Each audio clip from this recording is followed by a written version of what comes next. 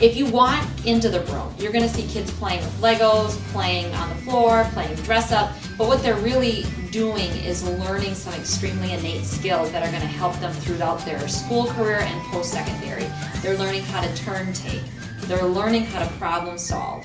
They're learning how to be creative and how to look at things in a different lens. And they're exploring objects and toys that they may not have exposure to at home. So our annual budget is $500, and we spend almost 2/3 of that just on supplies like markers and crayons and scissors and paint that is used up every year. So what we were finding is we have these toys that kids can play with, but sometimes we don't have enough for them to play cooperatively. Coming myself from the secondary realm, when I came to Woodson, play centers was something that I quite couldn't understand. We have 20 minutes in this space and I see kids interacting with a lot of toys and each other, but it took a little bit for me to understand the research behind the importance of play at this age and this developmental stage for kids.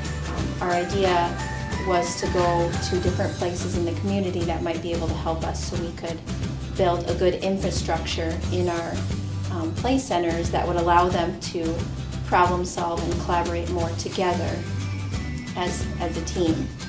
And so that's when I wrote a grant to United Way for $5,000 requesting materials to purchase.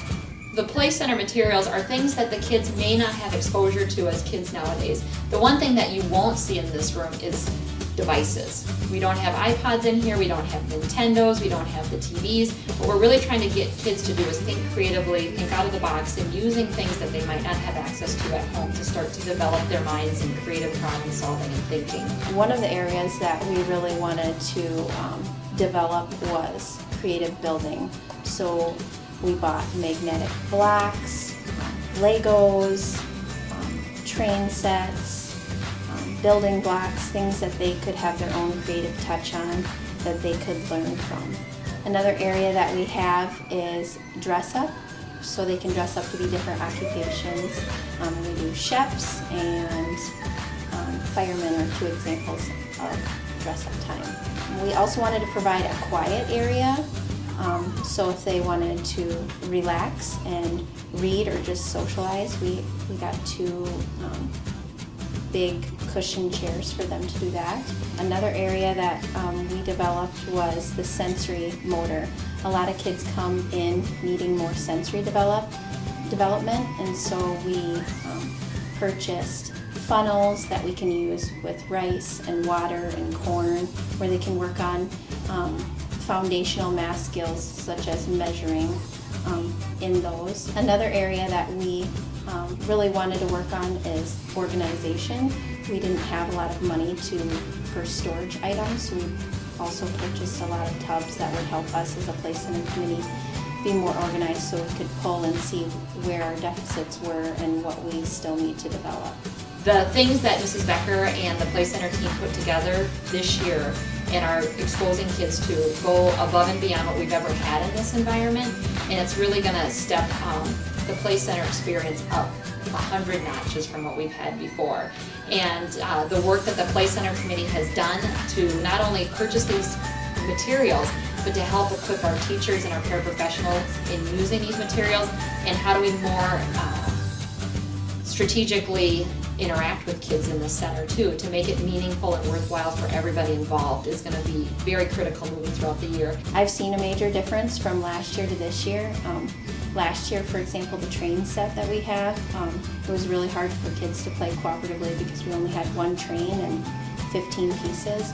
Now we have 6 trains and multiple pieces where they can go to different areas, so the kids have really had fun creating different trains and working on what direction they should go to play with. Another area that the kids have really liked this year is the Barbies, pretending to be the Barbies, being boy and girl Barbies and talking about going out to the movies or pretending to be at school with them or going on a date. It's been fun to see all the different type of things that they create with that.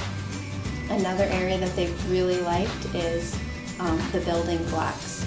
Some of them will try to build towers and castles, where others will see how high of a of the tower they can get.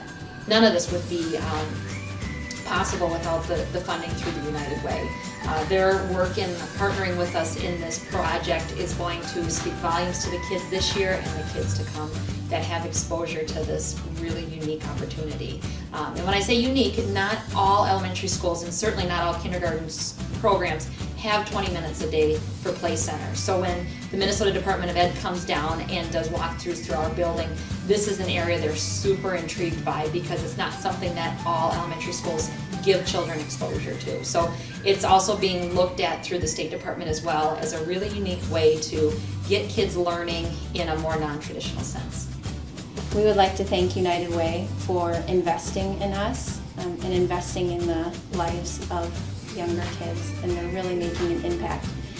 360 kids come through the play centers every day, and the toys that we were able to purchase will last us for years to come. And so it's just been fun to see the variety of things that they've been able to be exposed to because of this generous grant.